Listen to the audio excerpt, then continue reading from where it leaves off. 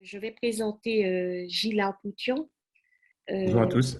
oui, merci beaucoup de votre présence. Merci d'avoir accepté de participer à cette journée d'études. Donc, si je dis des choses qui ne sont pas tout à fait justes, ben, vous aurez tout loisir de rectifier et je vous prie de m'en excuser par avance. Donc, Ok. Gilles Pouchian, qui va nous présenter une communication intitulée Les postures de complaisance, réinventer le présent de la recherche, est un journaliste spécialisé dans la vulgarisation scientifique pour le grand public. Il est fondateur du Monde de l'intelligence, magazine de référence sur la psychologie et les neurosciences, et du Monde des sciences, l'édition française de l'hebdomadaire international New Scientist, considéré comme le Times des sciences, dernière parution en juin 2015.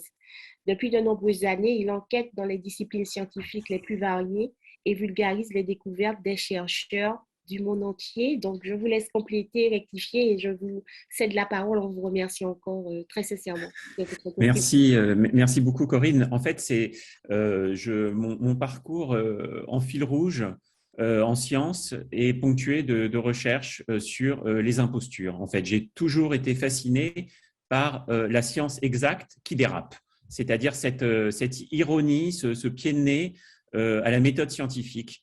Et ça m'a passionné notamment parce que j'ai constaté qu'en fait, il y avait une grande différence entre, on va en parler dans les prochaines minutes, une grande différence entre le mensonge de certains chercheurs, les réalités expérimentales qui sont retenues, et puis finalement ce que retient aussi l'historien. Voilà, tout cela, on a de grands découvreurs qui seront retenus par l'histoire comme de grands génies, et alors que d'un point de vue expérimental, ils n'auront pratiquement rien fait. D'autres qui auront malheureusement légèrement dérapé à un moment donné et qui seront honnis, bannis du cercle des grands savants. Et tout cela a un côté un peu injuste et relève de qualités humaines, très, très, très humaines. Et en cela, c'est passionnant.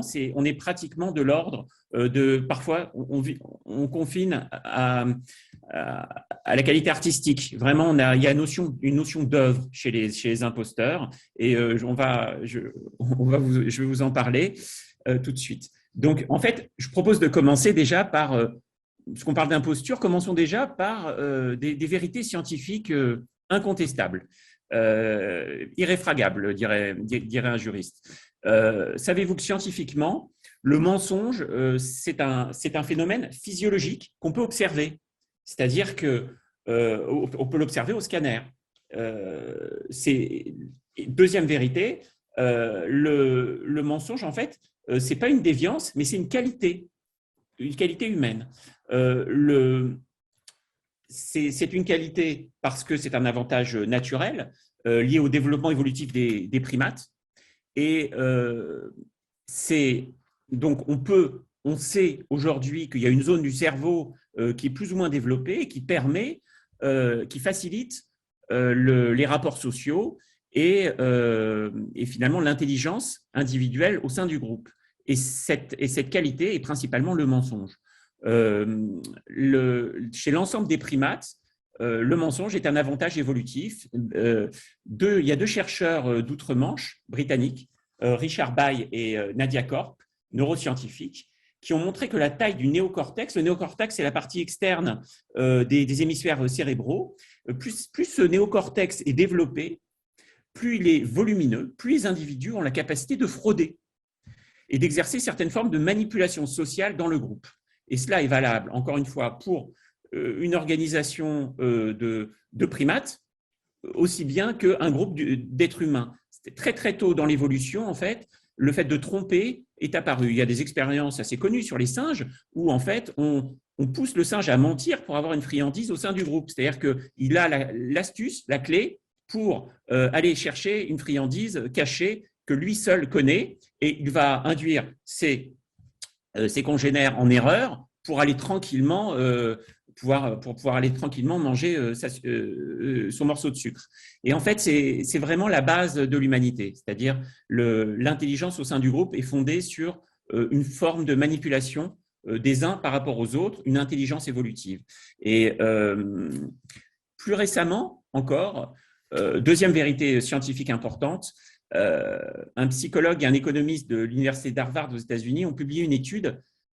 Ce qu'on a pu faire dire aux grands chercheurs d'Harvard est assez étonnant. Je suis toujours surpris quand un journaliste cite un chercheur d'Harvard. Ça semble être toujours une carte joker. Bon, là, pour le coup, c'est vrai. C'est deux chercheurs d'Harvard qui ont constaté que les scores les plus élevés dans les tests psychologiques de créativité, que les personnes qui ont les scores les plus élevés dans les tests de psychologique de créativité avaient également une plus grande aptitude à s'engager dans les comportements malhonnêtes.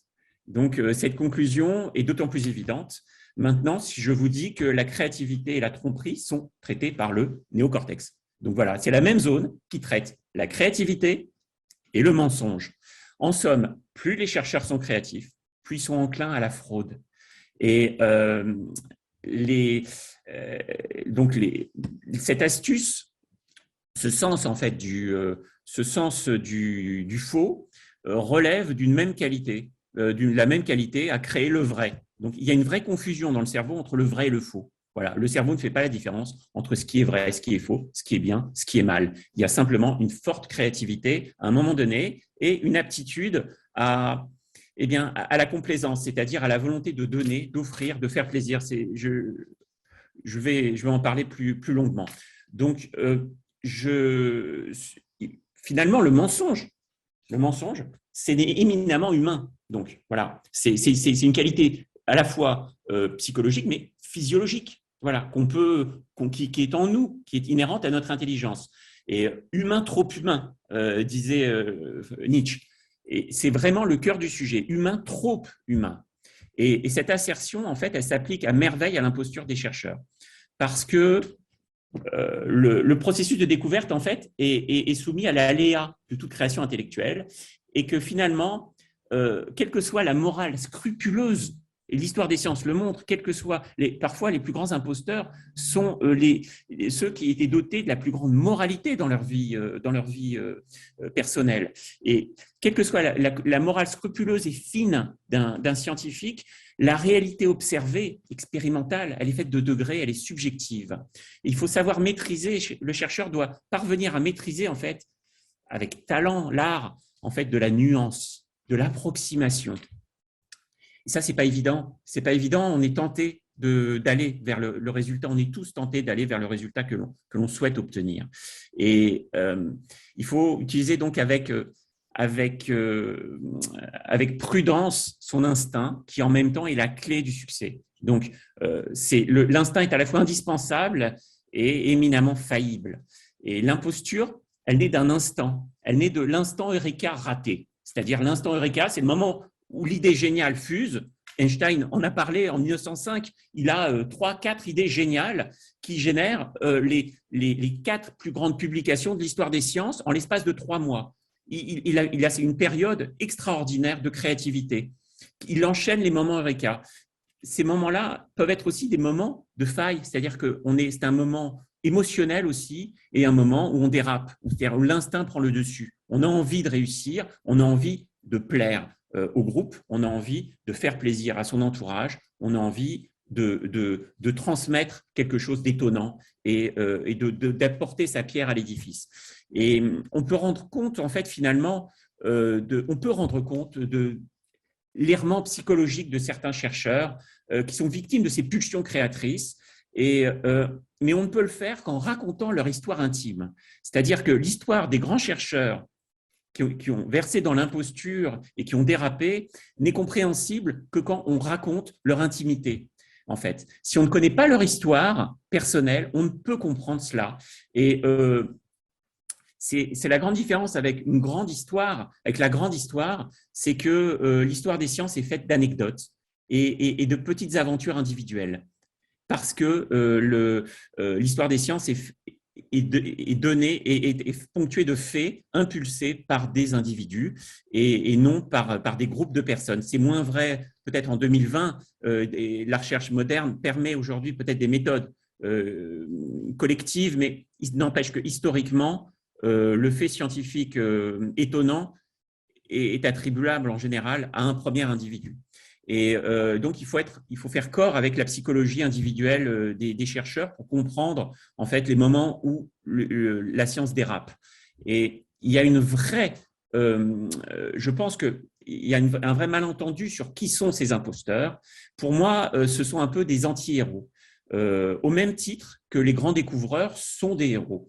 Et ils méritent une place dans l'histoire des sciences parce que leur mésaventure révèle des aspects assez intéressants du contexte historique et scientifique dans lequel ils s'inscrivent. Et il est vraiment dommage de manière très morale et presque scolaire de tomber sur ces fraudeurs de manière aussi sévère. C'est-à-dire que l'histoire devrait s'intéresser bien plus aux scientifiques qui ont dérapé. Je vais citer quelques grands exemples et on va voir que, en fait, la différence entre le grand génie qui réussit et la grande imposture scientifique est parfois très faible. Elle tient à un cheveu.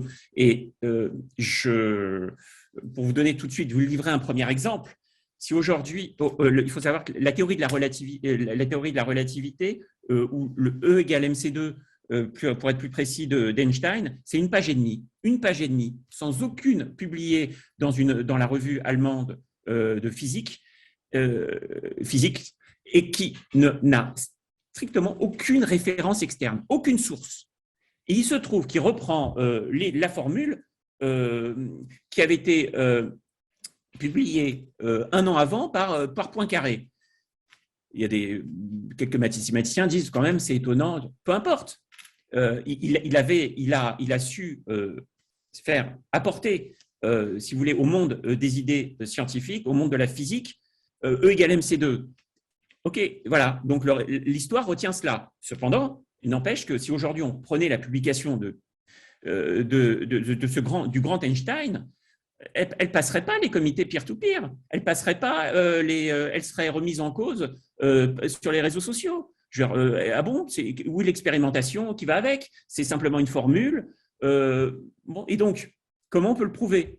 C'est impubliable. Aujourd'hui, des grandes revues de chercheurs refuseraient la publie E égale MC2 d'Einstein. C'est une évidence. Donc, en fait, il y a parfois un fil ténu entre le grand génie et l'échec, la rétractation, ce qu'on appelle aujourd'hui la rétractation, c'est-à-dire le grand chercheur qui fait une publication et qui est obligé de la dépublier, de s'excuser, de retirer son apport à la communauté scientifique. Eh bien, donc, je vous propose de nous intéresser aussi.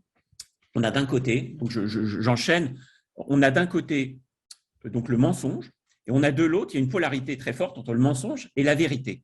Le mensonge, on vient de voir qu'en fait le mensonge était avant tout une qualité d'évolution, une qualité humaine, et en aucun cas forcément un biais.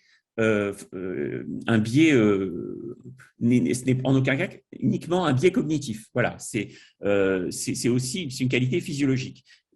Mais à l'autre côté, on a la vérité, et il y a plusieurs types de vérités. Et c'est intéressant de s'intéresser aux différentes vérités du chercheur pour comprendre comment l'imposteur, en fait, finalement, se joue de cette vérité. Et le chercheur est en permanence confronté à la notion que je trouve relativement ingrate de vérité. Ingrate parce que, en fait, finalement, peu importe le processus de la découverte, la passion de l'expérimentateur, peu importe le nombre d'années que l'on consacre en fait à ces recherches, il faut que le résultat vérifie factuellement l'hypothèse. Dans ma carrière, j'ai rencontré des grands physiciens notamment qui travaillaient sur des niches absolument invulgarisables. C'est triste, mais c'est comme ça. Ou des mathématiciens qui étaient dans des domaines conceptuels tout à fait abscons pour le grand public. Et personne, ni dans leur entourage personnel et familial proche, ni même parfois leurs collègues de bureau ne comprenaient ce qu'ils faisaient. C'est terriblement ingrat. Je veux dire, voilà des gens qui travaillent toute leur vie sur des domaines que personne ne comprend. Voilà. Donc, on peut être tenté parfois, effectivement, qu'un résultat vérifie une hypothèse et qu'on fasse quelque chose qui soit reconnu par le groupe. Et encore une fois, là, c'est le néocortex qui fonctionne. Je veux dire, l'adaptation, on a envie d'une conformité sociale, on a envie de réussir comme les autres. Et l'imposture se manifeste parfois aussi en désespoir de cause lorsque le scientifique s'affranchit de la vérité, parce que la vérité, c'est lui qui la maîtrise. Il est seul à comprendre ses travaux, surtout c'est valable particulièrement dans les travaux théoriques, et on peut s'affranchir assez simplement d'un paramètre un peu trop exigeant.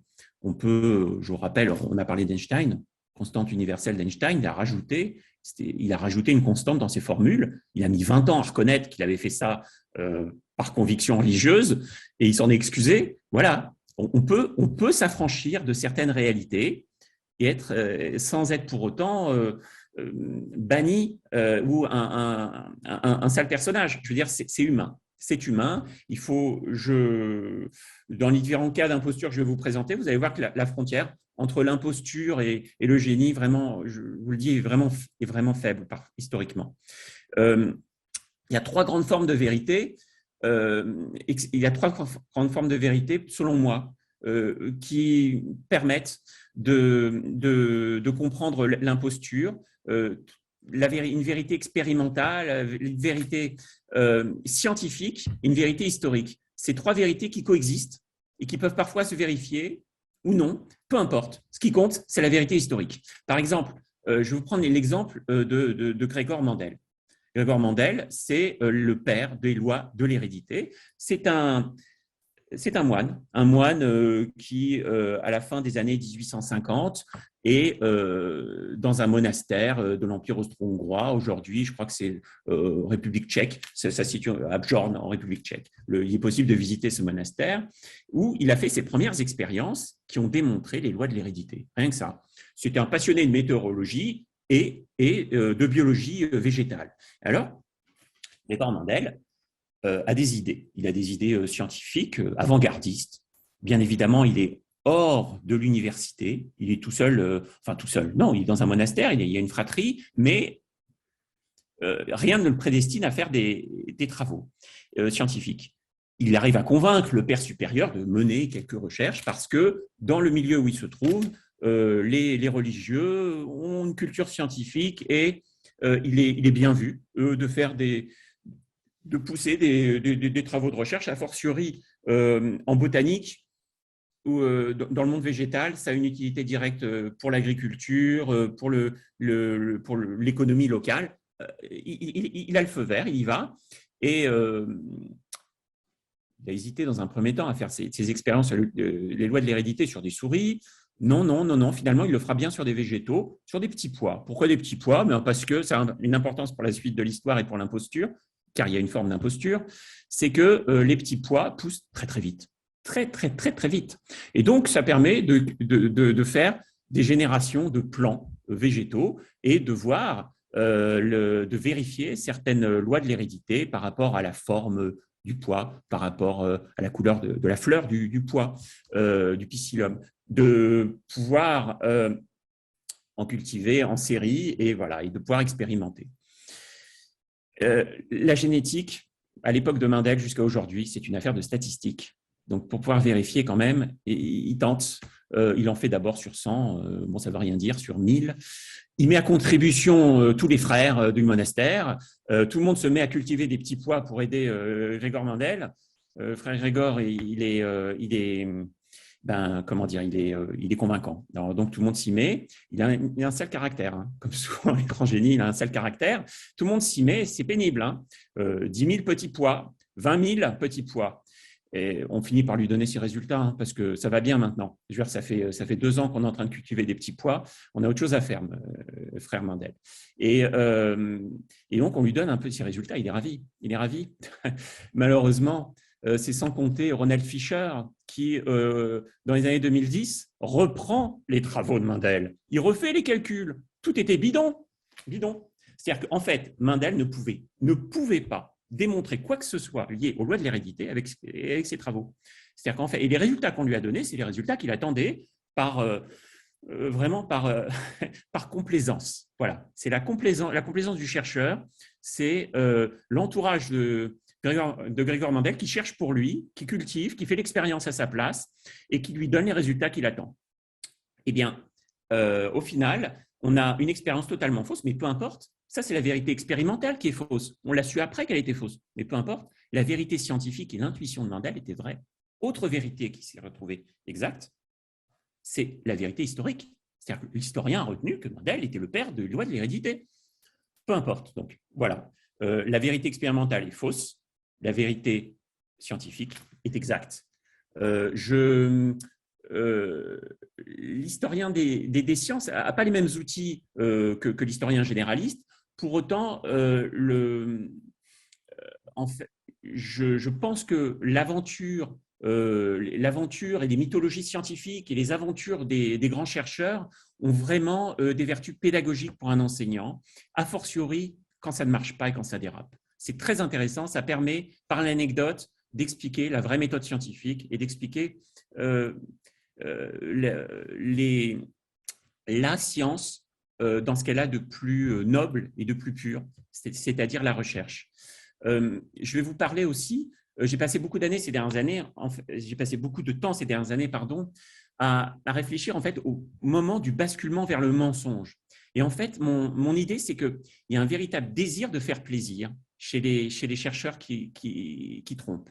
Le désir d'être étonnant, de surprendre l'autre. Et en fait, une imposture, c'est une tentative pour moi de réinventer le présent, c'est-à-dire une forme de complaisance au sens immédiat du terme. Et la fraude est rarement, voire jamais, l'intention initiale des imposteurs du savoir. C'est-à-dire que l'intentionnalité dans l'acte délictueux de tromper, de frauder, chez les scientifiques, est de manière originelle plutôt inexistante. Voilà. Ce qui caractérise le fraudeur, et c'est totalement contradictoire, mais je peux le vérifier par 20 cas pratiques, historiques, c'est que, en fait, ce qui caractérise, c'est justement l'appétit de vérité, un appétit insatiable de vérité. Et la vérité, justement, elle se moque de l'imposteur, elle leur échappe. Il ne joue pas avec le faux, le chercheur, il joue avec le vrai. Voilà. On ne peut pas comprendre l'imposture, je pense, si on ne réalise pas que l'imposteur joue avec le vrai et pas avec le faux. Et c'est la grande différence avec des imposteurs criminels. Un Jean-Claude Roman sait qu'il ment. Il n'est pas fou, il sait qu'il ment.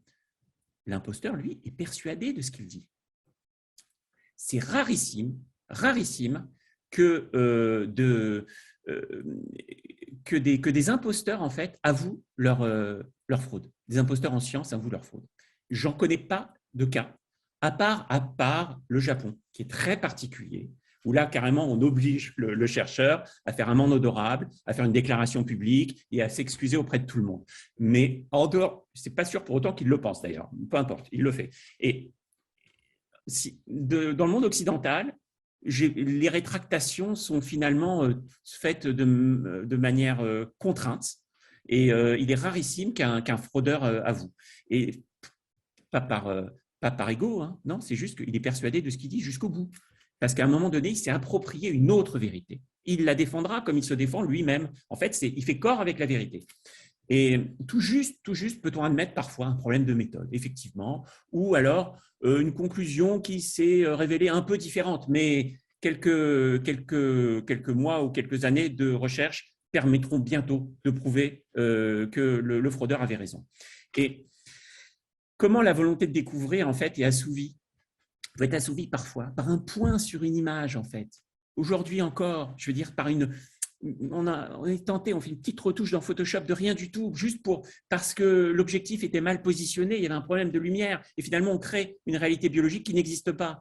Comment, dans un résultat quantitatif, on peut légèrement adapter la valeur? Comment est-ce qu'en fait, on peut reprendre silencieusement la conclusion d'un autre que l'on partage complètement, et c'est un ami, et d'ailleurs on le connaît bien, et on reprend sa conclusion, et finalement on n'a pas du tout fait le travail. Et si ça se trouve, l'assemblage de l'ensemble de ces connaissances, eh bien, donne un montage qui est biaiseux, qui est faux et qui ne répond absolument pas aux travaux du chercheur. Le temps passe, j'aurais aimé vous parler de René Blondelot qui, en 1903, s'est persuadé d'avoir découvert un rayon, Röntgen, le découvreur du rayon X, en Allemagne découvre le rayon X. Il rend tout le monde jaloux. Tous les chercheurs d'outre-Rhin, il se trouve que la physique est une affaire de l'Est de la France et de l'Allemagne, c'est comme ça. Il y a une zone, un pôle de chercheurs, de physiciens originaires et de grands chercheurs originaires de l'Est de la France. Ils sont très jaloux au lendemain de la guerre contre la Prusse des découvertes des physiciens allemands. Et René Blondelot découvre un rayon N uniquement en observant visuellement une étincelle. Il en est convaincu, il l'invente. Il le baptise rayon N du nom de sa ville de Nancy. Malheureusement, son observation était complètement subjective. Mais il était persuadé que c'était vrai. Non, mais il n'y a pas d'étincelle, monsieur. Si, il y a une étincelle, regardez. Non, il n'y a pas d'étincelle. Le monde entier s'intéresse au rayon N de René Blondelot en 1903. La revue Science fait des contre… La revue Nature, pardon, à l'époque, c'était la revue Nature déjà, fait des contre-études aux États-Unis. Il n'y a pas du tout de rayon N. Les Français n'ont pas du tout découvert un nouveau type de rayon. Et cependant, voilà, il aura servi, ce monsieur, l'autosuggestion de cette imposture, finalement, qui est une vraie imposture au sens où le chercheur se convainc d'une réalité qui n'est pas la sienne, aura servi au psychologue Coué à ses travaux sur l'autosuggestion. Voilà, c'est le chercheur, la complaisance du chercheur, c'est une forme d'autosuggestion de la vérité et non pas un mensonge enfantin. Non, c'est pas moi qui ai pris le gâteau dans la boîte. C'est pas ça. C'est vraiment, il y a une vérité qu'on se saisit et qu'on défend et on continue son travail de chercheur en défendant une vérité qui est autre. C'est cela l'imposteur. C'est en ce sens, on réinvente la réalité et donc on la défend pieds et poings liés parce que c'est celle que l'on connaît, c'est la seule que l'on connaît. Et si Corinne éventuellement m'en laisse le temps, je voulais parler rapidement pour faire le lien avec la suite de l'affaire Vrain-Lucas. Je ne sais pas si je peux prendre quelques… Oui, d'accord, tout à fait, oui. Et en fait, c'est une histoire absolument fascinante qui mélange je ne sais pas si vous connaissez l'affaire Vrain-Lucas qui au milieu du 19e siècle, en fait, se lie un grand faussaire, faussaires de manuscrits, un artiste génial au monde des sciences. Ça met en cause donc un grand savant qui est un mathématicien, Michel Chasles. On apprend au collège les relations de Chasles dans les vecteurs. Et ça met en scène également un escroc qui est Denis Vrain-Lucas, un autodidacte qui a travaillé chez les notaires et qui, depuis longtemps, donc, fabrique de fausses ascendances aux bourgeois qui ont besoin d'arbres généalogiques ronflants. Pour marier un enfant ou pour leur satisfaction personnelle. Et donc, il a fini par devenir vraiment spécialiste du faux manuscrit. Et il est passionné de livres anciens, de documents anciens. Et un jour, l'histoire ne dit pas comment, mais un jour, il se présente à la porte du grand mathématicien académicien très connu à l'époque, Chasles. Il se présente chez lui. Et il connaît déjà son goût pour les autographes célèbres. Et il a confectionné, en bon escroc, quelques petites lettres. Et il propose, il raconte toute une histoire abracadabrante que ce grand mathématicien très intelligent va croire autour d'un héritage, d'un conte qui avait accumulé des documents historiques tout au long de son existence. Et donc, il lui présente des lettres de Bernoulli, de Huygens, de Cassini. Chasles est conquis. Et il lui présente aussi notamment une lettre de Pascal, le grand Pascal, qui explique comment il a découvert la loi de l'attraction universelle, dite loi de Newton, injustement, bien avant Newton. Et que finalement, la plus grande découverte de physique d'alors n'était pas attribuable aux Anglais, mais aux Français. Et donc, Chasles est complètement fasciné par cette histoire. C'est comme pour Blondelot, voilà, à cette époque, on est très chauvin, on est patriote, et l'idée que des Français puissent avoir une grande découverte, eh bien, contre les Anglais, ben, voilà, ça devient une affaire nationale. Schall, je vous la fais courte, Schall présente ses travaux à l'Académie des sciences. Il y a les minutes qui sont extraordinaires, les minutes de l'Académie des sciences de l'époque, où on retrouve tous les grands chercheurs de l'histoire des sciences de l'époque, Pasteur, vraiment beaucoup de grands chercheurs qui discutent de savoir si, ces notes sont accessibles en ligne par le site de la BNF, discutent de savoir si Pascal a bien inventé, a bien trouvé les lois de la gravité universelle avant Newton. Et en fait, finalement, tout cela était bien évidemment bidon. Et ce Schall aura réussi finalement à vendre à un crédule mathématicien des lettres de Cléopâtre à Jules César, d'Alexandre le Grand à Aristote, de Charles Quint à Rabelais. Enfin, un nombre de lettres historiques fausses tout à fait extraordinaires. Et c'est pour vous dire que la vérité du faussaire est une vérité très puissante. La vérité du faux est une réalité qui est particulièrement contagieuse. La force de l'escroc, c'est la vérité dont il se convainc lui-même. Et un Schall qui n'était pas du tout gâteux, qui était un mathématicien particulièrement brillant, s'est laissé convaincre et a défendu un escroc devant toute une assemblée de savants qui eux-mêmes, dans un premier temps, se sont laissés embarquer. Et finalement, il me semble, juste pour terminer, en fait, que la recherche fondamentale, en fait, possède une véritable valeur artistique par l'ampleur des horizons que, en fait, ça nous révèle. Et en fait, il me semble que la science des découvreurs rejoint, d'une certaine manière, par ses aspects esthétiques, en fait, rejoint la science des imposteurs. Et en fait, par le rapport passionné à la science, passionné à la connaissance, l'imposteur en science est passionné par la connaissance, par le savoir. En fait, la science de l'imposteur est une expérience spirituelle qui est très intéressante avant d'être une expérience factuelle erronée. Et les imposteurs méritent qu'on s'intéresse à leur déviance et à leurs travaux. Et eux aussi, quelque part, ont une œuvre à nous transmettre. Voilà. Merci. Merci beaucoup, Gilles, pour cette remarquable présentation qui nous donne à réfléchir, en tout cas ouvre de nouveaux angles de réflexion par rapport peut-être à nos a priori, à nos manières de voir, nos préjugés. Donc, je pense que vous serez nombreux tout à l'heure à poser des questions, à faire des commentaires. Donc, nous laissons le débat pour la fin de cette session. Et donc, je vais passer la parole à à notre collègue Julien Giry, donc, qui est, donc là aussi, hein, vous me corrigerez si je me trompe un peu, docteur en sciences politiques, chercheur à l'Université de Tours, qui travaille sur les théories du complot, du conspirationnisme, des rumeurs et légendes urbaines et sur des tas d'autres choses et de manière plus large sur les mutations de l'État et des théories de la démocratie. Il est chercheur associé à l'Institut du droit public et de la science politique à Rennes, je crois. Et donc, voilà, donc il va nous présenter une communication intitulée Faussaires, escrocs, imposteurs, des ambiguïtés de quelques entreprises politiques conspirationnistes et de leur présentation médiatique. Je vous cède la parole.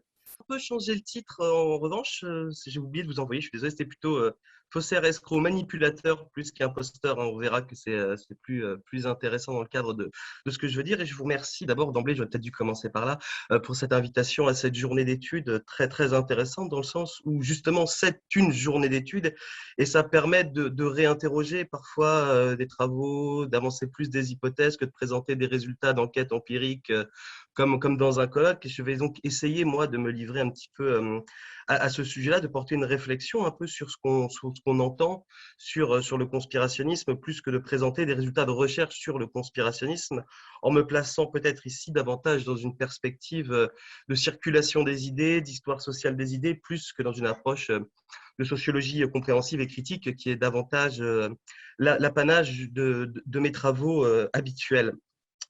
Alors, peut-être commencer par rappeler un peu les choses assez évidentes et que tout le monde peut constater tous les jours. Hein. C'est depuis 2014, l'affaire Dieudonné, entre guillemets. Donc, on se rappelle, début 2014, suite à un sketch de l'humoriste Dieudonné à propos du journaliste Patrick Cohen, qu'il promettait en quelque sorte les chambres à gaz. Le Premier ministre, d'un ministre de l'Intérieur, le Premier ministre d'alors, Manuel Valls, a décidé de faire taire finalement cet humoriste au nom de son antisémitisme pour lequel il avait été incitation à la haine, pour lequel Dieudonné avait été condamné plusieurs fois et sera par la suite condamné encore. Ce moment-là, cette charnière 2014-2015 avec les attentats de Charlie Hebdo et le refus de quelques élèves, finalement une quarantaine de cas au total, mais extrêmement médiatisés, avec beaucoup de bruit, ont donné naissance à une sorte d'émergence dans le débat public de la question des théories du complot et du conspirationnisme, qui ont rapidement été érigées par la ministre Vallaud-Belkacem à l'époque, Manuel Valls, Premier ministre, comme étant un véritable problème public, supposément inédit et massif, touchant une partie de la jeunesse, des classes populaires, des individus issus de l'immigration et aussi également des individus qui s'informent sur Internet. Alors, il fallait donc, d'après les autorités de l'époque, combattre ce qu'ils considéraient comme une vague, une sorte de bouffée d'irrationalité qui toucherait en particulier ou en premier lieu les franges de la population que j'ai mentionnées. Et tout cela s'est mis en place rapidement depuis 2015-2016 jusqu'à nos jours dans toute une série de dispositifs, notamment, je pourrais en citer quelques-uns rapidement, mais je pourrais peut-être y revenir tout à l'heure. Bien entendu, dès 2015, la journée d'études sur le conspirationnisme au ministère de l'Éducation nationale, la saisine du Clémy, l'injonction faite au Clémy à s'occuper de ce type de comportement. Encore d'un point de vue légal ou législatif, on pense à la loi Avia, la loi anti-fake news avant, aujourd'hui la loi séparatisme, puis tout un tas de dispositifs au sens premier du terme qu'on a vu se mettre en place, notamment la transformation du CSA en ACROM récemment. On pourrait penser également à l'injonction faite au CAF via le dispositif promeneur du web de reprendre en main l'information des bénéficiaires de prestations sociales, etc. Encore une fois, au nom de cette idée que le complotisme toucherait davantage les jeunes, les familles populaires, etc., qui seraient bénéficiaires de ce type de dispositif d'État. Et d'emblée, le cadrage qui s'opère, en ayant bien en tête quand même que ce cadrage est relativement problématique dans le sens où l'inédit et le massif est tout à fait discutable. Le conspirationnisme n'est pas un phénomène nouveau, loin de là. Si on pourrait en faire un historique rapide, je vais le faire juste en 2 minutes pour brosser à gros traits. Dès le XIIe siècle, finalement, autour du mythe templier, notamment dans les écrits d'un clerc qui s'appelle l'abbé Guillaume de Tyr et un ouvrage qui s'appelle In Trans Marinis Gestarum, on retrouve tous les ingrédients de ce qu'on pourrait considérer comme fondateur du mythe conspirationnisme. Les Templiers sont accusés d'être un ordre propre sans légitimité ou sans attachement national. Ils conspirent dans leur propre intérêt, ils accumulent les richesses, ils accumulent le pouvoir, ils sont des pervers sexuels, ils s'adonnent à l'art du secret, de la dissimulation, de la manipulation, etc. Donc tout ça est déjà en place. On retrouve tout ça évidemment autour de la Révolution française. Dans les mémoires pour servir l'histoire du jacobinisme, Baruel dresse une lecture tout à fait complotiste de la Révolution qui reprend les codes de ce qu'on pourrait appeler le mythe jésuite avant, avec à peu près les mêmes forces, les mêmes types de croyances attachées. Donc pour Baruel, la Révolution française est évidemment l'œuvre d'une triple engeance. Les démagogues, les philosophes des Lumières, les francs-maçons et une société plus secrète, dit-il encore, les Illuminati. Donc les Illuminati, c'est pas un truc récent, c'est vraiment quelque chose de très ancien. À la Révolution américaine, c'est en fait Robinson qui invente ça. Et le mythe Illuminati, la figure Illuminati, est une figure extrêmement populaire de la littérature populaire pour le cas de la guerre américaine du début du 19e siècle. Je pense notamment aux écrits de Jedediah Morse, etc. Donc je ne vais pas rentrer dans les détails ici. Donc, l'apothéose, quelque part, avec tout le mythe du complot judéo-maçonnique sur la République, est Vichy, la France de Vichy, qui transforme quelque part en politique publique, en texte législatif, les propositions ou en tout cas les théories complotistes autour du mythe franc-maçon. D'abord, une des toutes premières lois de Vichy, c'est l'interdiction, l'expulsion des francs-maçons de tous les emplois publics, la dissolution des loges, etc. Avant les lois antisémites. Les lois antisémites ne viennent qu'après l'été, en octobre, pardon. Et alors que dès juin, août, juillet, il y a déjà les statuts des francs-maçons qui sont mis en place. Bref, donc pour ce qui est du caractère inédit, c'est tout à fait relatif. Finalement, la période 45-2000 avec 2005-2006, avec le tournant vidéo de l'Internet dans l'immédiat après 11 septembre, cette espèce d'invisibilisation des théories du complot dans l'espace public français, j'insiste bien français, dans d'autres pays c'est tout à fait différent, elle est plutôt une sorte de parenthèse ou d'anomalie historique, non pas qu'ils disparaissent, mais ils restent confinés, ces discours, à des milieux d'extrême droite essentiellement les plus occultes, les plus crapoteux, les plus difficiles d'accès. Massif, eh ben, c'est difficile à dire dans le sens où aucune étude quantitative ne permet de dire qu'il y a une augmentation de l'adhésion aux théories du complot aujourd'hui, que de toute façon, il y aurait des franges de la population qui seraient davantage touchées que d'autres. Je vais y revenir tout à l'heure. Il n'empêche, malgré cela, une sorte de cadrage s'impose autour des trois mots que j'ai dit tout à l'heure dans le cadre de mon titre. Les complotistes, entendu par là, non pas simplement le complotiste, votre voisin, votre beau-frère, celui qui peut croire à tel ou tel truc, qui peut être tenté de croire à telle ou telle théorie à un moment donné sur Internet ou dans son entourage proche. Je parle ici, bien sûr, des entrepreneurs politiques en théorie du complot. C'était ça mon titre, c'est-à-dire les leaders conspirationnistes, les stars, en fait, si vous voulez le dire clairement, du champ complotiste. Et on verra qu'il y en a au moins un ou deux qui servent parfaitement d'incarnation à ce triptyque faussaire, escroc, manipulateur. Faussaire, le premier terme, lui, il vient véritablement de cette espèce d'analogie qui va être faite très rapidement, notamment par François Hollande dans son discours après les attentats de Charlie Hebdo, où directement il va associer le chef de l'État de l'époque, l'antisémitisme et le conspirationnisme, en disant que ce sont deux facettes inextricables d'un même phénomène, comme s'il y avait une sorte de systémisme ou d'homologie entre la notion de complotisme et d'antisémite, oubliant par là même qu'il existe des conspirationnismes totalement non antisémites et un antisémitisme qui ne peut pas être conspirationniste et qui s'assume comme tel, tout à fait véhément et glorificateur des massacres, notamment du Troisième Reich. Alors, François Hollande, il ne sort pas ça de son chapeau, si je puis me permettre. Cette assimilation entre conspirationnisme et antisémitisme a une historicité assez forte, assez ancienne. Alors, je vais la brosser rapidement le temps qui m'est imparti parce que j'ai déjà écrit largement là-dessus, notamment sur l'apport de Richard Hofstadter. Alors, non pas dans le style paranoïaque, qui est toujours l'ouvrage cité par ceux qui ont une lecture un peu rapide de son approche du conspirationnisme, mais dans un ouvrage qui a 10 ans plus tôt, qui s'appelle The Age of Reform, de 1955, où Hofstadter va travailler sur le People's Party. Le People's Party, c'est un sort parti, c'est un troisième parti qui émerge dans les années 1890-1896, notamment avec l'élection présidentielle autour de Jennings.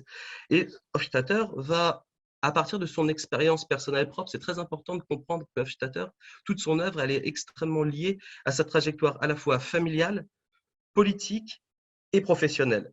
La lecture qu'il donne de l'histoire américaine, elle est à partir de lui-même. C'est très important à comprendre que lui, issu de parents immigrés juifs d'Europe de l'Est, qui vit à Buffalo, donc dans la ceinture industrielle des États-Unis, va devenir, grâce au système américain, après être passé par le Parti communiste et avoir rompu, professeur titulaire à l'Université de Columbia, titulaire d'une chaire, président de l'American Historical Association, etc. Et donc, pour lui, le système américain fonctionne. Il fonctionne à la fois en termes d'intégration, entre guillemets, ethno-raciale, ethno-religieuse, puisque lui, qui partait vraiment d'une famille pauvre, juive, etc., avec des parents qui étaient tous les deux ouvriers et une mère qui travaillait, ouvrière, mais plus à la maison qu'ouvrière, en fait, eh bien, pour lui, ce système fonctionne. Ce système fonctionne, il lui a permis une ascension sociale rapide, une intégration communautaire assez facile, et donc le système est vertueux et donc rationnel. Il reprend et il fait sien les théories très en vogue à l'époque de Schlesinger sur le centre vital, en disant qu'il existe une sorte d'exceptionnalisme américain, où l'histoire politique américaine, contrairement à l'Europe, est marquée par l'absence de classe sociale et donc de classe. Les immigrés ont un intérêt rationnel à l'assimilation rapide pour pouvoir obtenir une promotion sociale extrêmement rapide. Et à partir de cela, Hofstadter en conclut que ceux, notamment le People's Party, qui vont voir la société américaine autrement, comme étant une société conflictuelle, qui vont dénoncer la captation des richesses par une oligarchie financière, ils appelaient le plutocrate à l'époque, par une oligarchie industrielle, etc., ils les considèrent comme irrationnels.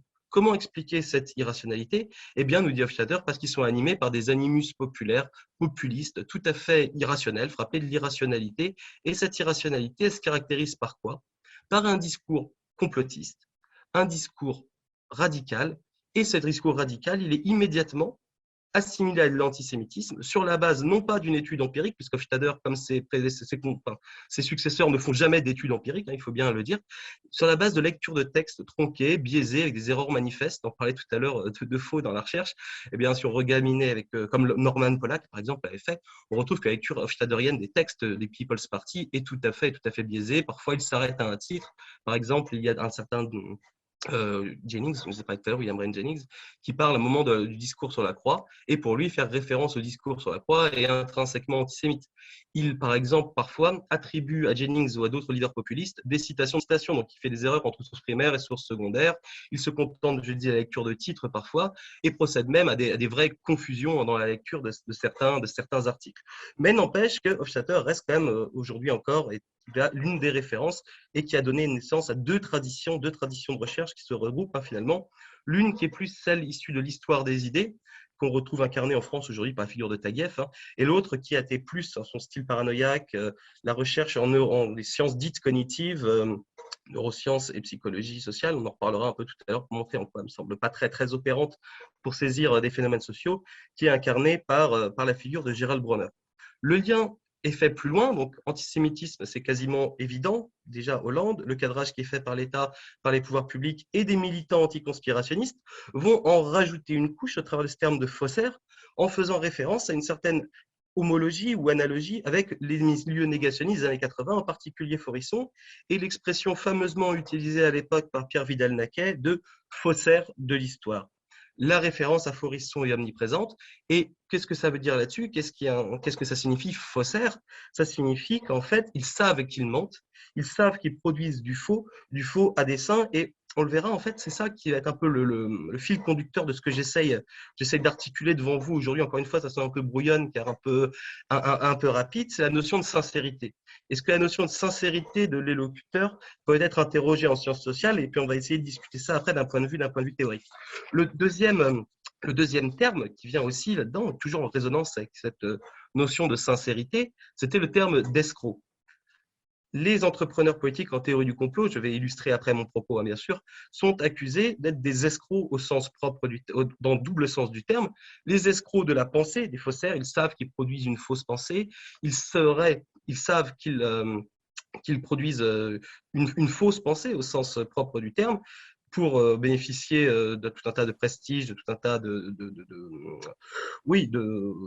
positions, de reconnaissance, etc. Donc, on voit ici le travers psychologique qui est très mobilisé pour expliquer la présence de ces individus qui s'engagent fortement dans l'espace public, notamment l'espace public numérique, pour porter des discours conspirationnistes. Entre parenthèses, si on admet ce postulat, on pourrait aussi admettre exactement le même pour tous ceux qui émergent dans l'espace public pour contrer ce type de discours et on ne sait pas trop d'où ils sortent parfois. Sur ma parenthèse, mais escrocs également au sens où ils sont accusés de ne faire ça juste dans le but de satisfaire des intérêts financiers, économiques, de faire un business plan, de développer des business models tout à fait productifs, tout en se réclamant paradoxalement d'un discours anti-système. Et donc, normalement, si on veut être anti-système, on doit être anticapitaliste, mais effectivement, dans les faits, la multiplication des goodies, des sites pour vendre des livres, vendre de l'alcool, vendre par exemple aux États-Unis des stéroïdes, vendre des produits militaires, des stages, des cours, etc., fait penser effectivement on se trouve dans quelque chose d'un peu plus complètement intéressé financièrement.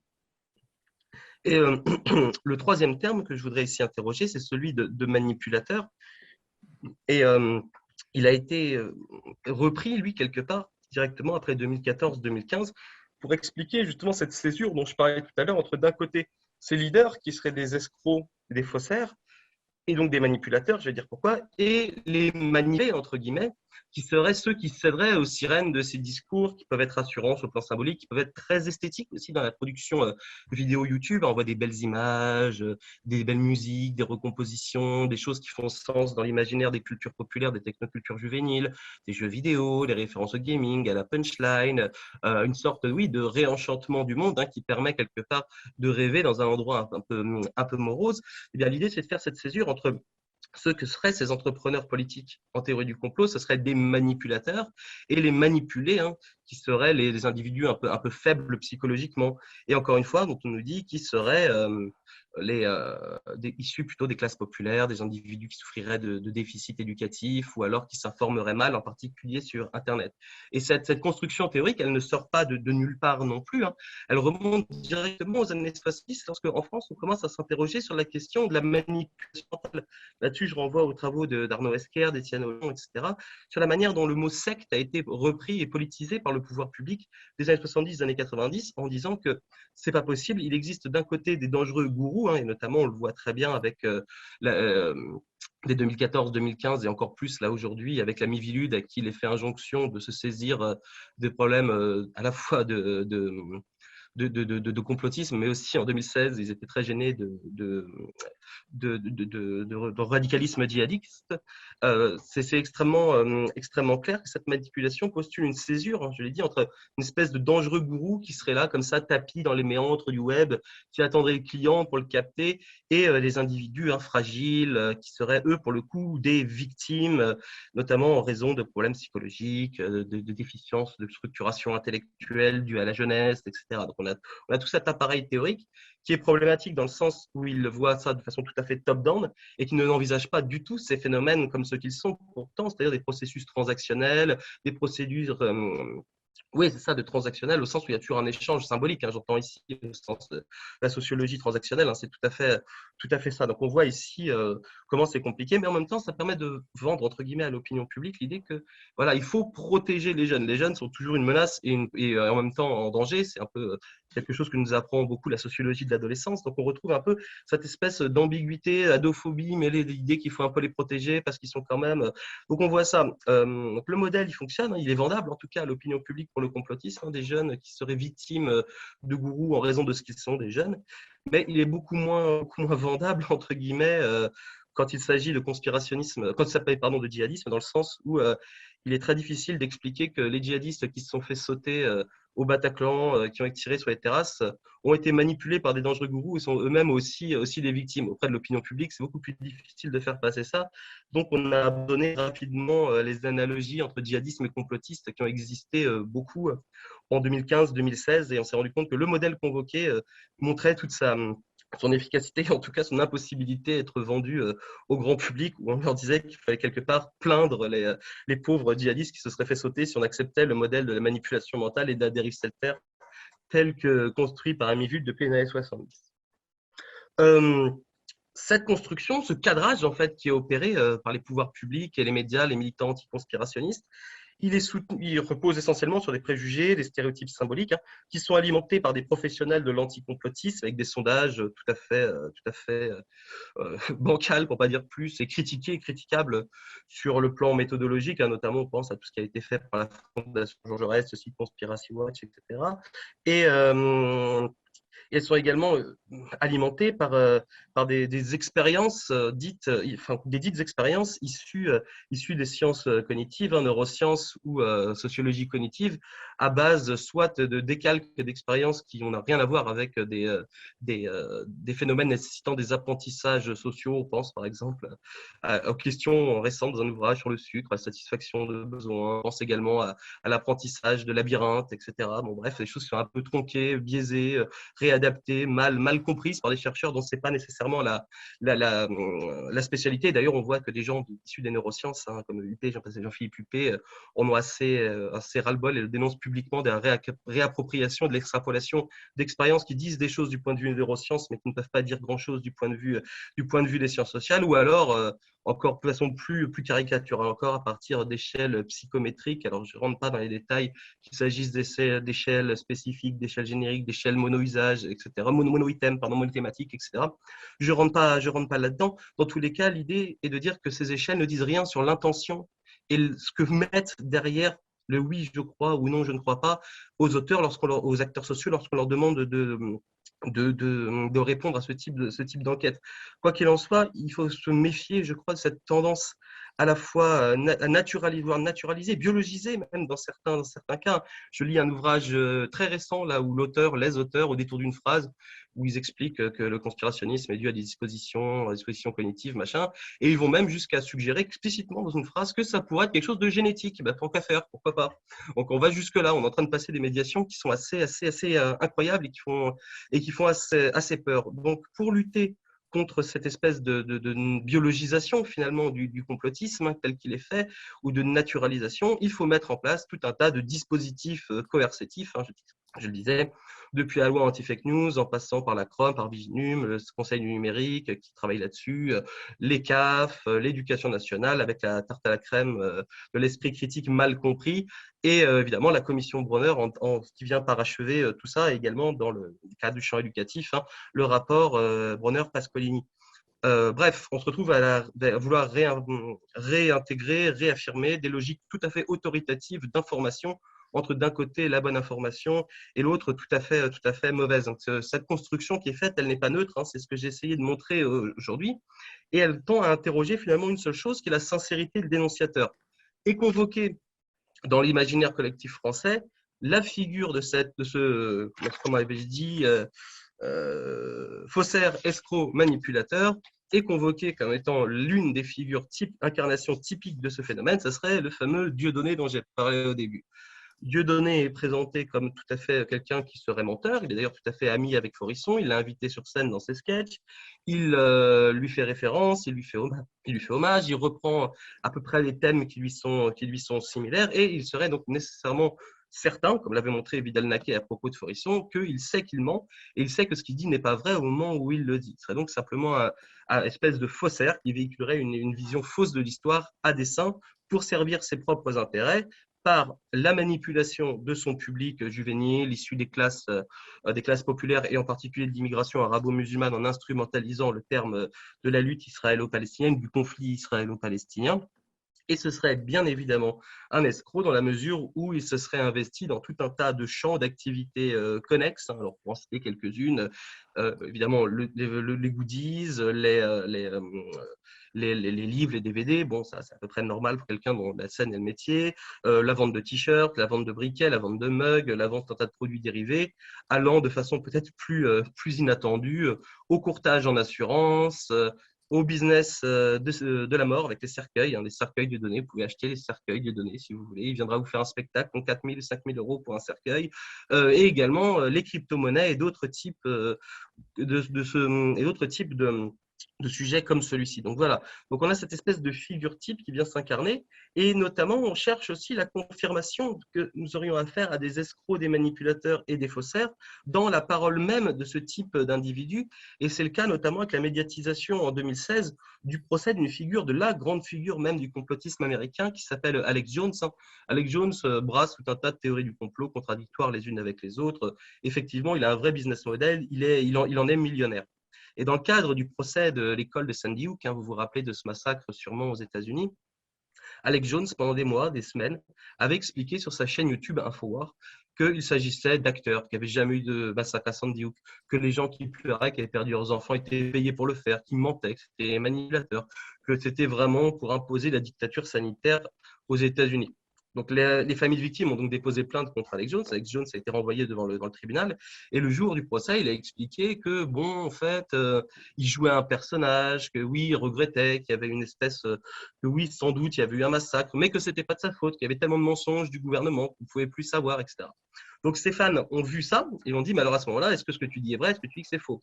Le problème, il se pose ici, c'est quand dit-il la vérité? Quand est-il sincère? Quand est-il insincère? Est-il sincère lorsqu'il pense que Sandy Hook a été un faux, lorsqu'il dit pendant des semaines, des mois que Sandy Hook a été un fake, a été un montage, qu'il y avait des acteurs, qu'il y avait des hologrammes, etc., qu'il n'y a aucun enfant qui est mort? Ou alors est-il sincère quand il dit qu'il ne le pense pas, mais qu'il le fait simplement pour donner satisfaction à sa communauté lorsqu'il est au tribunal? Donc le problème de la sincérité ici, ou de la vérité de l'énonciation, il est extrêmement difficile à saisir pour les sciences sociales. Et il est totalement plus difficile à saisir lorsque, par exemple, on a affaire à des individus qui sont aussi extrêmement médiatisés, notamment depuis 2015. Et là, je pense aux écrits d'une journaliste qui est censée faire du fact-checking, mais qui découvre un peu la lune à chaque fois. Hein, elle ferait mieux de se concentrer sur l'âme cachée, qui nous expliquait qu'elle venait découvrir ce monsieur David Icke il y a 2 ans, et que pour elle, c'est absolument évident. Donc David Icke, qui est un théoricien du complot britannique, qui est absolument persuadé que nous sommes gouvernés par une élite reptilienne, c'est-à-dire des espèces de lézards géants qui transforment sur Terre pour prendre apparence humaine, et pour pouvoir garder leur apparence humaine, ils sont obligés de se livrer à tout un tas d'exactions criminelles, pédocriminelles, pédosatanistes, anthropophages, et tout un tas de réjouissances absolument délirantes. Donc pour elle, c'est évident, ce monsieur qui a fait parler de lui par son engagement anti-vax, en expliquant que le Covid, ça n'existait pas, etc. Bon, engagement anti-vax qu'il avait depuis longtemps. C'est quelqu'un qui est issu de toute une tradition New Age, en anthropologie New Age, qui pense qu'il est connecté avec des planètes, des chakras, enfin, tout un tas de choses un peu particulières. Eh bien, ce monsieur est souvent présenté comme étant l'archétype même de cet escroc, de ce faussaire, de ce menteur, d'autant plus que ce monsieur arrive à vendre énormément de choses, à remplir des stades entiers comme Wembley, pour faire ses révèles pendant plus de 8 heures, hein, parfois il discourt pendant plus de 8 heures, pour expliquer à quel point notre élite est corrompue, nous sommes dirigés par ces extraterrestres les plus dangereux et les plus immoraux. Le problème, c'est qu'effectivement, si on se positionne simplement sur cette petite séquence, 2015, 2000, 2020, eh ben, en fait, on a une vision tout à fait biaisée de ce qu'est David Icke. David Icke est, dans les années 90, quelqu'un qui a la télévision britannique tous les jours. Il commente le foot, il a sa propre émission sur la BBC, il a été gardien de but professionnel, il est porte-parole du Green Party à l'époque. Donc voilà, quelqu'un de relativement sérieux, il est porte-parole national des Verts. Il est candidat à des élections. C'est quoi cette mouche? Il est, je ne sais pas. Il est tout à fait présent sur tous les postes légitimes. En parenthèse, une parenthèse, comme Dieudonné, comme Alain Soral, comme Éric Zemmour aujourd'hui, renvoyer le conspirationnisme à Internet est une hérésie totale dans la mesure où tous ces individus sont des produits télévisuels des années 90, du début des années 2000. Ils en maîtrisent tout à fait les codes, ils ont été promus dans les émissions, je parle pour le cas français, de Vermus, de Ruquier, d'Ardisson, on a fait vraiment des purs produits des années 90, y compris dans la manière dont ils utilisent les réseaux sociaux numériques dans une approche tout à fait top-down. Je ferme ma parenthèse. Donc, notre David Icke, qui donc à la télé des années 90, qui est porte-parole des Verts, commence à expliquer en 94-95 qu'il est le fils de Dieu, qu'il a réincarnation divine, qu'il a été touché par une grâce spéciale. Alors lui, ça lui coûte vraiment tout. Il se fait renvoyer de la BBC. Les Verts ne veulent plus du tout entendre parler de lui, le foot dehors sans ménagement, en disant non, ça va pas du tout. Sa femme le quitte, ses enfants refusent de lui adresser la parole. Il se retrouve au début des années 2000, quasiment SDF. Il autoproduit ses livres, le Biggest Lie 95, 96, 97, où il explique tout ce que je viens de dire depuis la nuit des temps, la planète Nibiru, jusqu'aux dirigeants actuels, la princesse Diana, le prince Charles, sont des reptiliens, des hybrides qui doivent se transformer, qui font des cérémonies satanistes, etc. Le monsieur est complètement SDF. Et c'est vraiment que dans les années 2005-2006, grâce encore une fois à ce fameux tournant Internet, vidéo de l'Internet, qu'il arrive à refaire une sorte de comeback, hein, et ça lui coûte, et il recommence à faire de l'argent et à en faire beaucoup. Donc de ce point de vue-là, quelqu'un qui a été quasiment SDF, qui a continué à défendre ses idées, à projeter à défendre ses convictions, oui, je pense que c'est des convictions chez lui. Il ne met jamais en doute l'existence ou le côté allégorique, hein, contrairement à d'autres auteurs. Il n'y a pas d'allégorie quand David Icke parle reptilien, il parle vraiment de reptiliens. Il pense qu'il existe vraiment des entités extraterrestres qui se transforment sur Terre. Il n'y a pas du tout d'autre chose derrière chez lui. C'est ça qui est le plus incroyable. Alors moi, ça me conduit à poser une question plus générale. Comment appréhender finalement la question de la sincérité de l'élocuteur ou du discours, si on se place d'un point de vue des sciences humaines et sociales, d'un point de vue de la sociologie, en particulier de la sociologie compréhensive ou de la sociologie critique.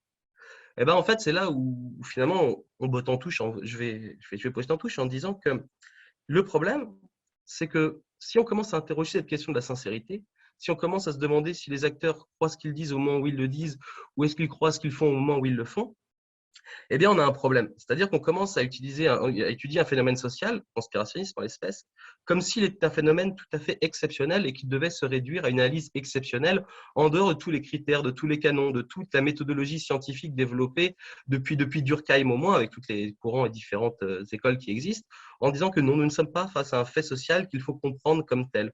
On devrait donc, de ce point de vue-là, s'affranchir des règles de la méthode classique et s'affranchir aussi des outils qu'on utilise. Alors, les outils sont sans doute imparfaits, sont sans doute perfectibles, sont sans doute pas les mieux du monde.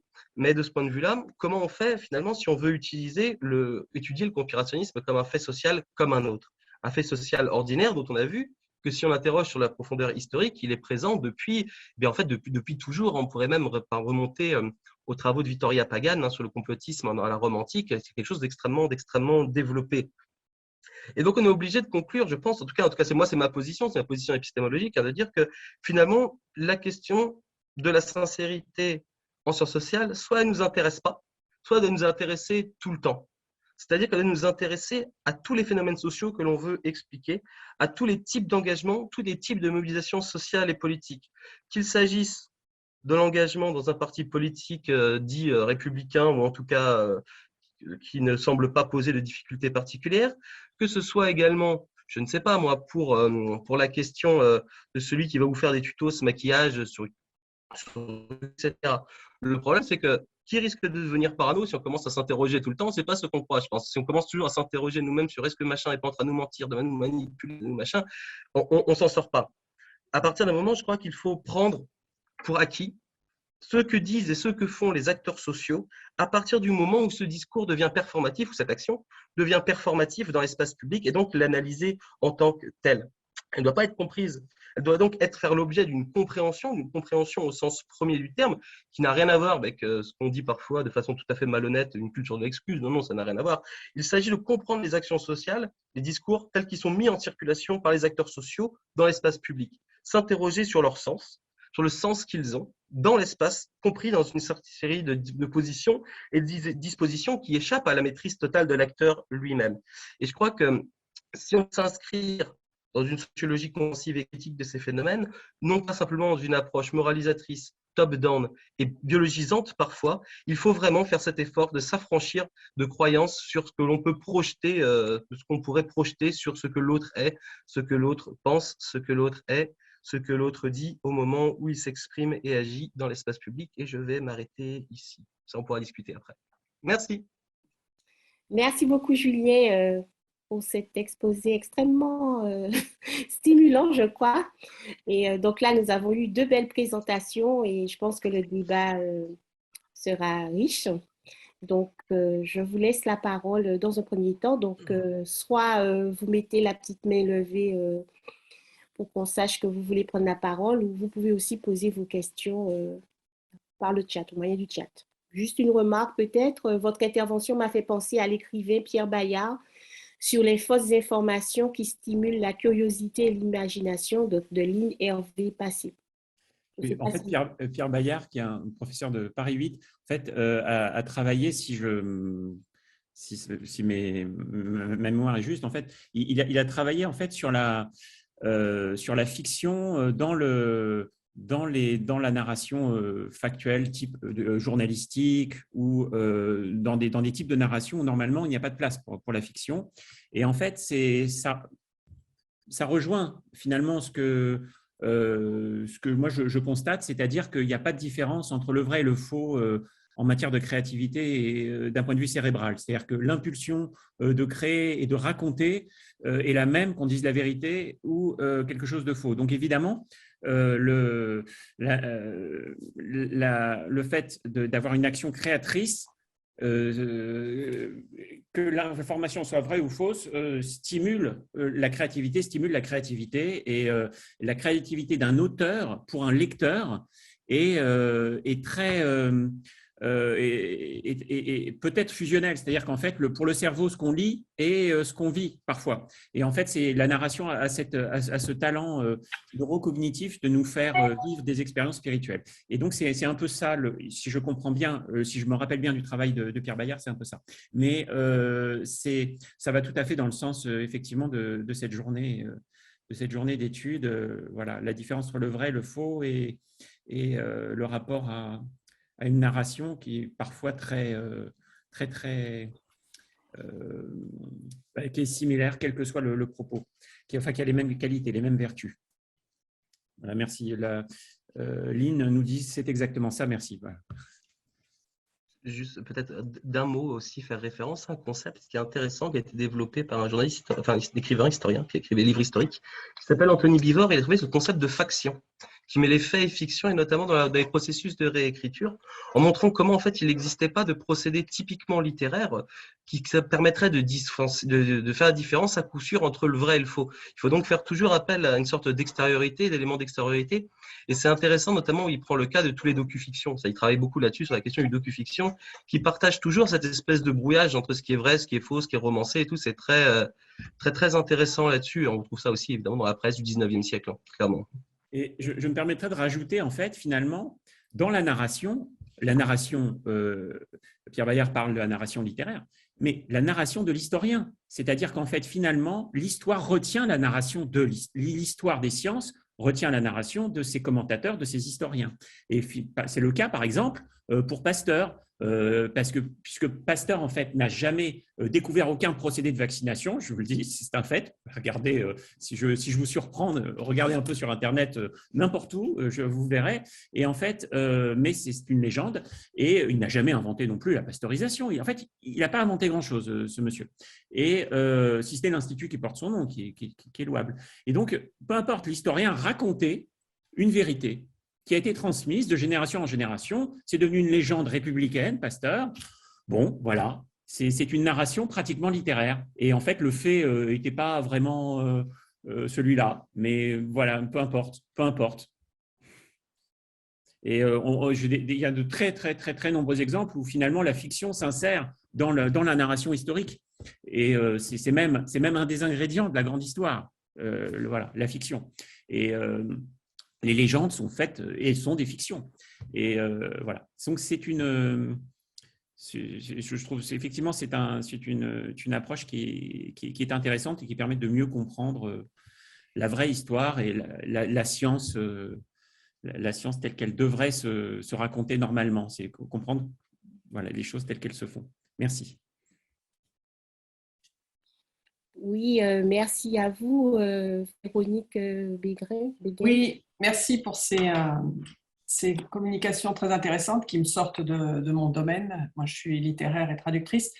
Et alors, je ne suis pas du tout sociologue, hein, mais, ni même voilà, spécialiste de l'histoire des sciences, mais je me demandais en fait, par rapport à votre réflexion à l'un à l'autre d'une certaine manière sur la question de la sincérité aussi, si en sociologie, par exemple, ça pouvait avoir un sens d'essayer d'évaluer le degré de manipulation en s'appuyant sur, d'une part, l'évaluation du désir de reconnaissance de l'acteur, d'autre part, l'évaluation de la force de l'appât du gain dans sa démarche.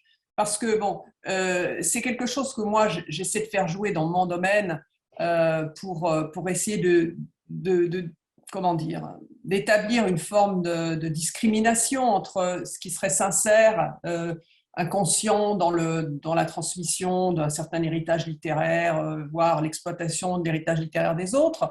Je ne sais pas si c'est possible d'avoir cette démarche dans l'histoire des sciences ou en sociologie. Est-ce que c'est des critères qui peuvent être pertinents pour essayer en fait de démêler cette histoire de sincérité qui quand même nous empoisonne, il faut bien dire ce qui est, je veux dire.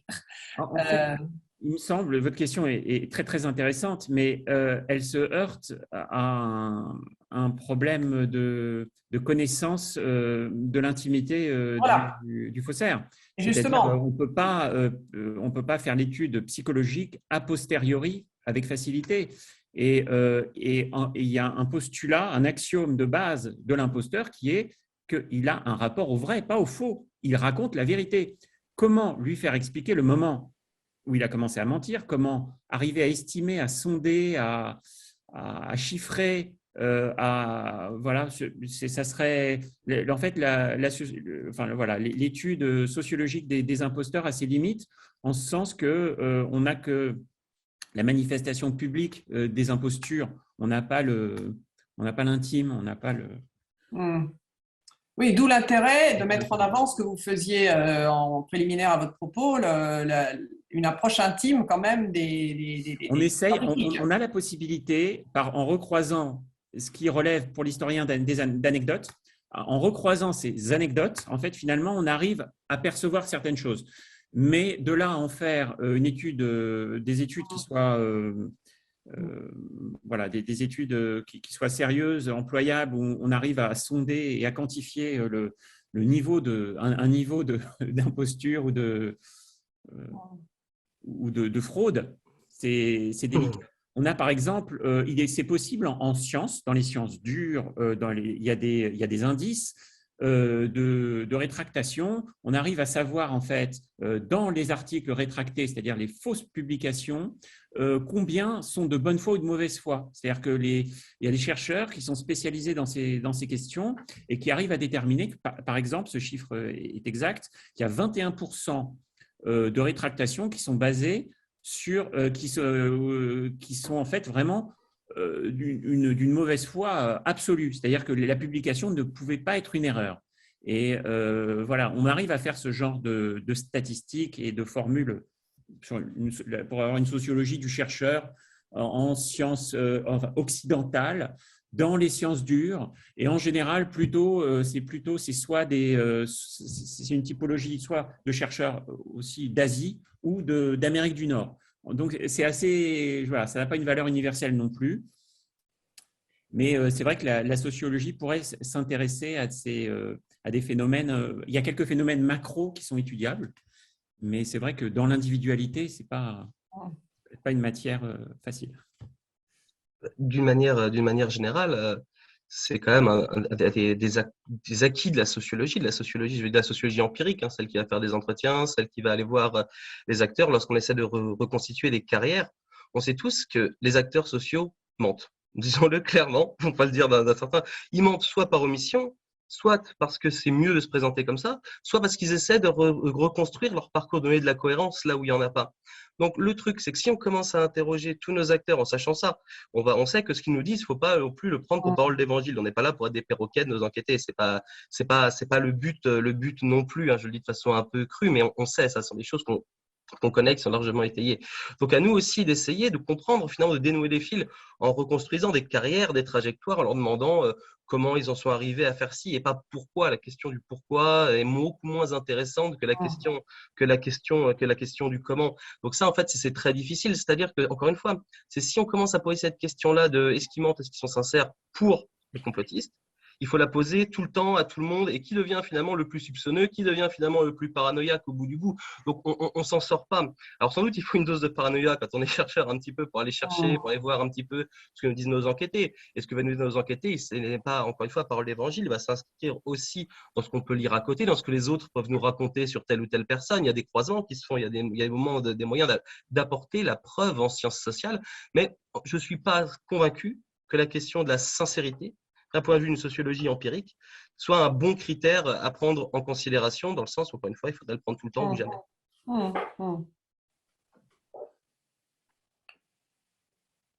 Merci. Est-ce qu'il y a d'autres réactions?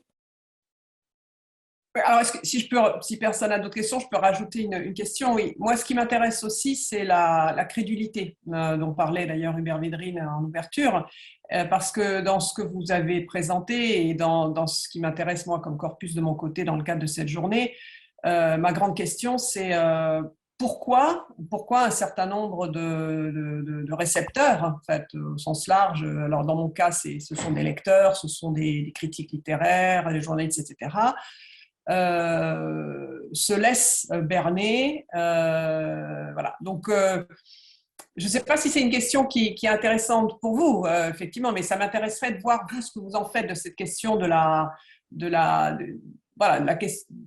crédulité volontaire, délibérée ou pas. Je ne sais pas si on peut parler de crédulité, puisque, en fait, finalement, le faussaire trompe par sa posture, par l'autorité qu'il mime, trompe l'interlocuteur. Donc, la crédulité n'est pas caractérisée en tant que telle. S'il faut remettre en cause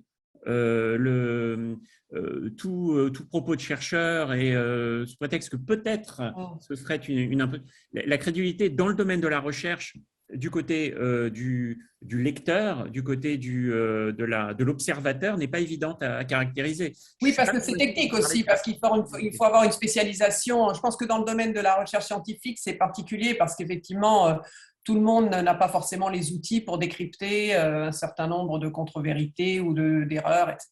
Donc, émerger des réseaux sociaux de spécialistes qui permettent de partager si vous voulez, la contradiction au-delà du comité de lecture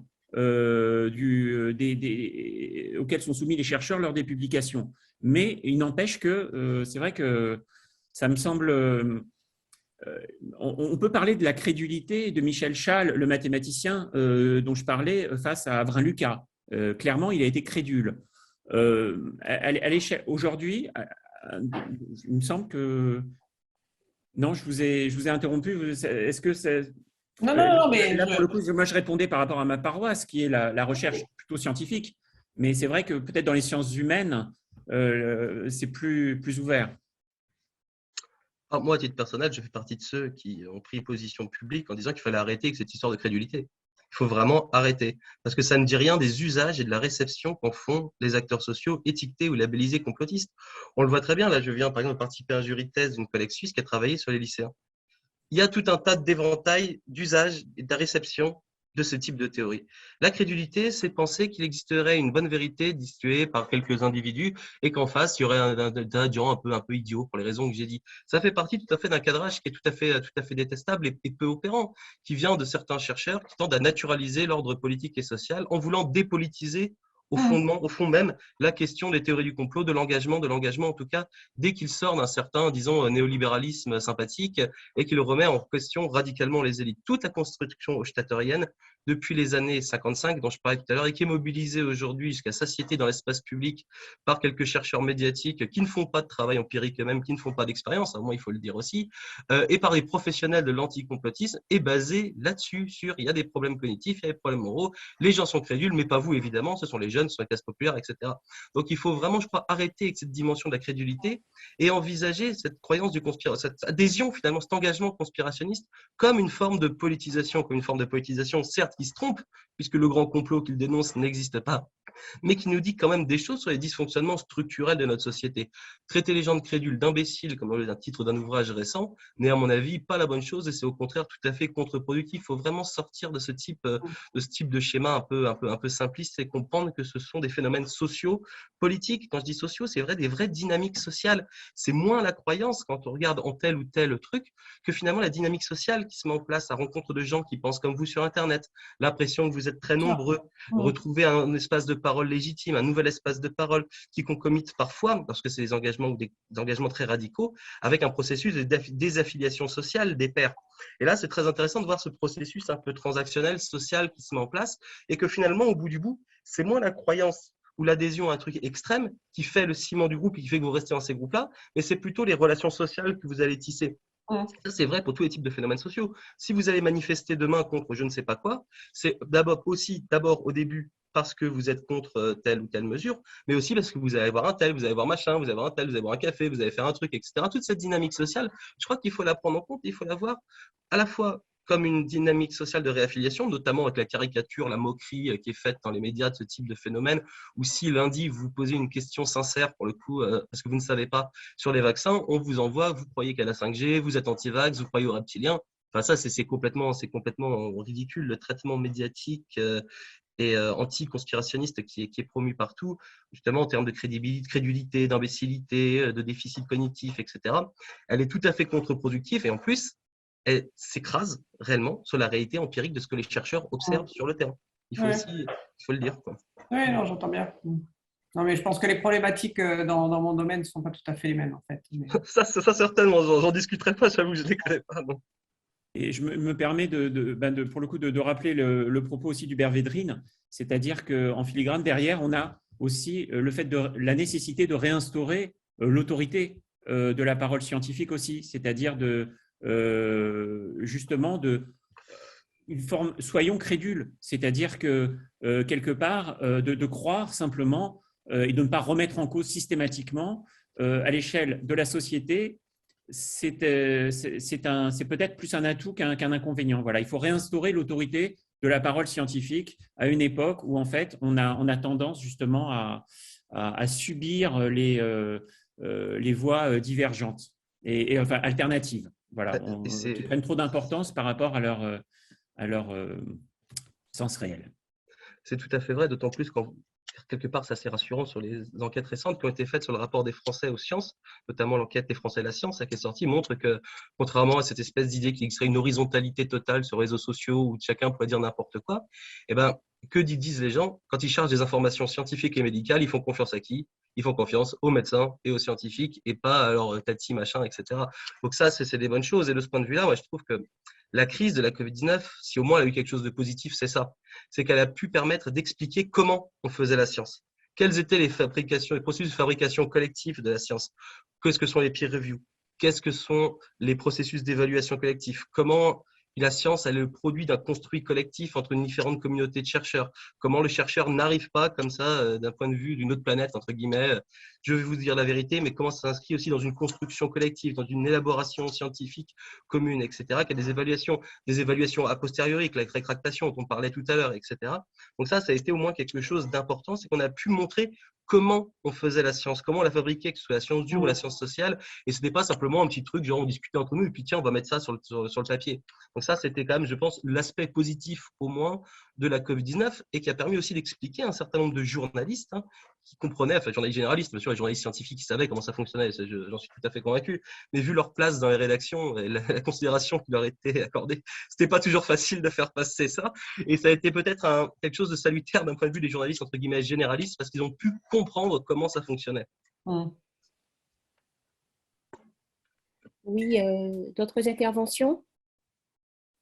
Donc, s'il n'y a pas d'autres interventions, je voudrais simplement dire que moi, en tant que linguiste, ce que vous dites aussi sur le problème de la vérité de l'énonciation, etc., c'est des questions auxquelles nous sommes confrontés d'une façon quotidienne en quelque sorte, et le fait que justement à travers les réseaux sociaux, il y a cette espèce de récurrence de l'écrit également, de l'énoncé, de l'énonciation, énonce, mais ça renvoie à des questions très très vieilles sur l'éthos, la rhétorique, la manière dont on se positionne dans un discours, ce qu'on veut faire passer et comment on s'y prend pour le faire passer. Et donc de la disjonction, de la conjonction entre la personnalité réelle, la personne en chair et en os et la personnalité que l'on construit à travers le discours, la vérité logique, la dimension performative du langage justement.